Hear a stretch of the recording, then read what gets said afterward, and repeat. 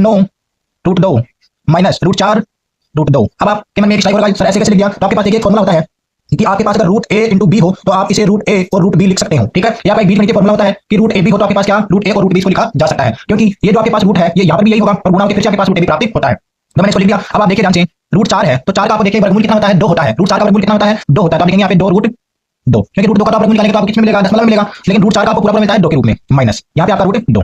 इसी प्रकार आप यहाँ पे देखेंगे रूट 9 का वर्गमूल कितना होता है? 3 होता है। कितना होता है? 3 होता है। और रूट 2 यहाँ पे आप लिख लेंगे। रूट 4 का वर्गमूल कितना होता है? 2 होता है, जो भी मैंने आपको बताया, ठीक है। इस प्रकार से आपको लिख लेना है। अब आप आगे देखेंगे कि डी बराबर, देखिए 2 रूट 2 है, यहाँ पे माइनस का 1 रूट 2 है। कितना है? जिस प्रकार यहाँ पे 2 रूट 2 यहाँ पे कितना 1 रूट 2 है, तो 2 रूट 2 में से आप क्या करेंगे? 1 रूट को घटा देंगे तो आपके पास कितना बचेगा? केवल रूट 2 बचेगा, क्योंकि 2 रूट 2 में से 1 रूट उठाएंगे तो आपको क्या मिलेगा? रूट 2 बचेगा, ठीक है दोस्तों। इसी प्रकार आप आगे यहाँ पे करेंगे 3 रूट 2 में से 2 रूट 2 घटाएंगे तो 3 में से 2 घटाएंगे तो कितना मिलेगा? 1 मिलेगा, अर्थात रूट 2। तो आपका डी का मान यहाँ पे कितना निकल के आता है? रूट 2 निकल के आता है। कितना निकल के आता है? रूट 2 निकल के आता है। अगर इसको यहाँ पे कॉमन लेकर करना हो तो वहाँ पे कर सकते हैं। देखिए दोस्तों आपके पास ऐसी सिचुएशन है 2 रूट 2 माइनस रूट 2, ठीक है ना। यहाँ से आपको कॉमन क्या मिलने वाला? रूट 2 कॉमन मिल जाएगा, ठीक है। तो अंदर क्या बचेगा? यहाँ पे 2 और यहाँ पे 1, 2 माइनस 1। तो आप देखेंगे यहाँ पे रूट 2 और 2 में से निकालेंगे तो 1, तो 1 से गुणा करके फिर से क्या हो जाएगा? केवल रूट 2। तो इस प्रकार से मैंने यहाँ पे आपको लिखा है, ठीक है। यहीं पे भी आप क्या लोगे? रूट 2 का मतलब 3 माइनस 2 बचेगा अंदर, तो 3 माइनस 2 कितना देगा? 1, और 1 और रूट 2 से गुणा करेंगे तो फिर से रूट 2। तो इस प्रकार से आपको डी की वैल्यू आपने निकाली है, जो आपको सार बनता था वो कितना मिला? आपको रूट 2 मिला। कितना मिला? रूट 2 मिला। अब आपसे पूछा गया कि इसके अगले दो पद क्या होंगे, ठीक है ना।